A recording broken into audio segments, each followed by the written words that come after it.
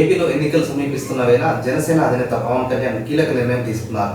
ఇప్పటికే కాకినాడ జిల్లా పిఠాపురం నియోజకవర్గం నుంచి పోటీ చేస్తున్నట్టు ప్రకటించిన పవన్ కళ్యాణ్ తాజాగా అక్కడి నుంచే ఎన్నికల ప్రచారం ప్రారంభించనున్నారు. ఈ మేరకు పవన్ కళ్యాణ్ ఎన్నికల ప్రచారం షెడ్యూల్ను జనసేన ఖరారు చేసింది. మార్చి 27న పిఠాపురం వెళ్లనున్న పవన్ కళ్యాణ్ 3 రోజుల పాటు అక్కడ ప్రచారం నిర్వహించనున్నారు. వారాహి వాహనంతో పవన్ కళ్యాణ్ ప్రచారం చేస్తారని జనసేన వెల్లడించింది. పిఠాపురంలో 3 రోజుల పాటు ప్రచారం నిర్వహించిన తర్వాత రాష్ట్రంలోని మిగతా ప్రాంతాలతో పవన్ ఎన్నికల ప్రచారం నిర్వహిస్తారని తెలిపింది. ఎన్నికల ప్రచారంపై చర్చించేందుకు పవన్ కళ్యాణ్ శుక్రవారం జనసేన నేతలతో సమావేశమయ్యారు. ప్రచార వ్యూహాలపై చర్చించారు. అనంతరం పిఠాపురం నుంచి ఎన్నికల ప్రచారం ప్రారంభించాలని షెడ్యూల్ ఖరారు చేశారు.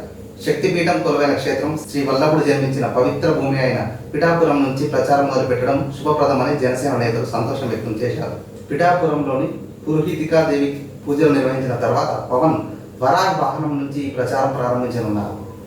కాకినాడ జిల్లా పిఠాపురంలో కొలువైన పురోహితికాదేవి ఆలయం దేశంలోని 18 శక్తిపీఠాలలో ఒకటిగా పేర్కొంటారు.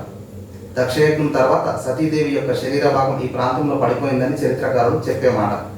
దీని కారణంగా ఈ ప్రాంతాన్ని పూర్వం పురోహితికాపురం అని పిలిచేవారని, కాలక్రమంలో అది కాస్త పీఠికాపురంగా, ఆ తర్వాత పిఠాపురంగా మారిందని పెద్దలు చెప్పే మాట. మరోవైపు పిఠాపురంలో ఎన్నికల ప్రచారం ముగిసిన తర్వాత పవన్ కళ్యాణ్ మిగతా నియోజకవర్గాలలో పర్యటిస్తారు. 3 రోజుల పర్యటనలో పిఠాపురంలోని ముఖ్య నేతలతో పవన్ భేటీ కానున్నారు.